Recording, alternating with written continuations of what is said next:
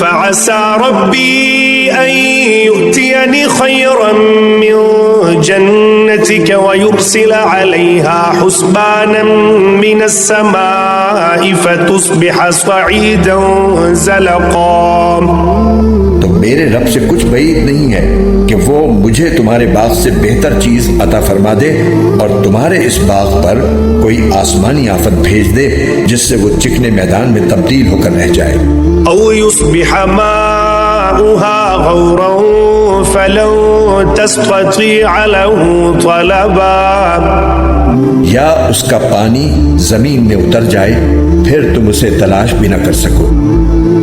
وأحيط بثمره فأصبح يقلب كفيه على ما أنفق فيها وهي خاوية على عروشها ويقول يا ليتني لم أشرك بربي أحدا۔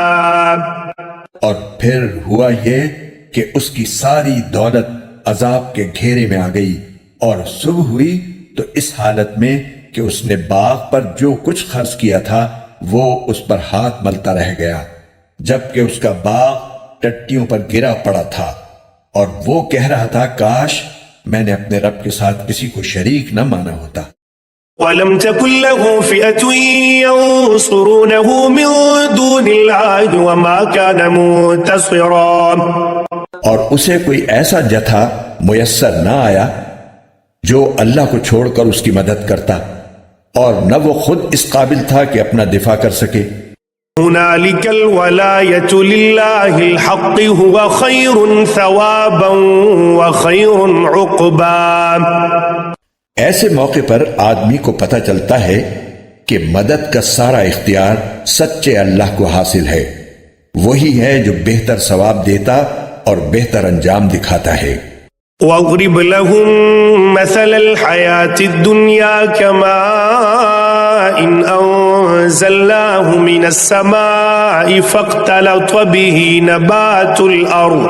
نَبَاتُ الْأَرْضِ فَأَصْبَحَ هَشِيمًا تَذْرُوهُ الرِّيَاحُ وَكَانَ اللَّهُ عَلَى كُلِّ شَيْءٍ مُقْتَدِرًا۔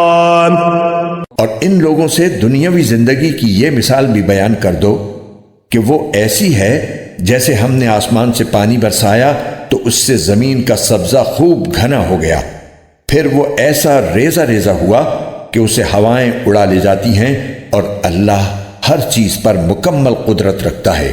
المال والبنون زینة الحیاة الدنیا والباقیات الصالحات خیر عند ربک ثوابا وخیر املا۔ مال اور اولاد دنیاوی زندگی کی زینت ہیں، اور جو نیکیاں پائیدار رہنے والی ہیں وہ تمہارے رب کے نزدیک ثواب کے اعتبار سے بھی بہتر ہیں اور امید وابستہ کرنے کے لیے بھی بہتر۔ وَيَوْمَ نُسَيِّرُ الْجِبَالَ وَتَرَى الْأَرْضَ بَارِزَةً وَحَشَرْنَاهُمْ فَلَمْ نُغَادِرْ مِنْهُمْ أَحَدًا۔ اور اس دن کا دھیان رکھو جس دن ہم پہاڑوں کو چلائیں گے اور تم زمین کو دیکھو گے کہ وہ کھلی پڑی ہے، اور ہم ان سب کو گھیر کر اکٹھا کر دیں گے اور ان میں سے کسی ایک کو بھی نہیں چھوڑیں گے۔ عُرِضُوا عَلَى رَبِّكَ صَفًّا لَقَدْ جِئْتُمُونَا كَمَا خَلَقْنَاكُمْ أَوَّلَ مَرَّةٍ بَلْ زَعَمْتُمْ أَن لَّن نَّجْعَلَ لَكُم مَّوْعِدًا۔ اور سب کو تمہارے رب کے سامنے صف باندھ کر پیش کیا جائے گا، آخر تم ہمارے پاس اسی طرح آ گئے جس طرح ہم نے تمہیں پہلی بار پیدا کیا تھا۔ اس کے برعکس تمہارا دعویٰ یہ تھا کہ ہم تمہارے لیے یہ مقرر وقت کبھی نہیں لائیں گے۔ وَوُضِعَ الْكِتَابُ فَتَرَى الْمُجْرِمِينَ مُشْفِقِينَ مِمَّا فِيهِ وَيَقُولُونَ يَا وَيْلَتَنَا مَا لِهَذَا الْكِتَابِ لَا يُغَادِرُ صَغِيرَةً وَلَا كَبِيرَةً إِلَّا أَحْصَاهَا وَوَجَدُوا مَا عَمِلُوا حَاضِرًا وَلَا يَظْلِمُ رَبُّكَ أَحَدًا۔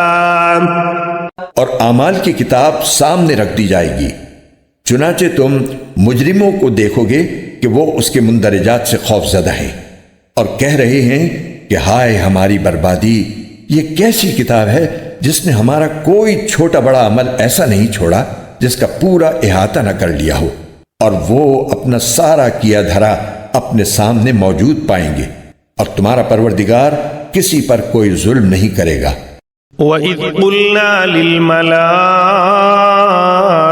اسْجُدُوا لِآدَمَ فَسَجَدُوا إِلَّا إِبْلِيسَ كَانَ مِنَ الْجِنِّ فَفَسَقَ عَنْ أَمْرِ رَبِّهِ أَفَتَتَّخِذُونَهُ وَذُرِّيَّتَهُ أَوْلِيَاءَ مِن دُونِي وَهُمْ لَكُمْ عَدُوٌّ بئس للظالمین بدلا۔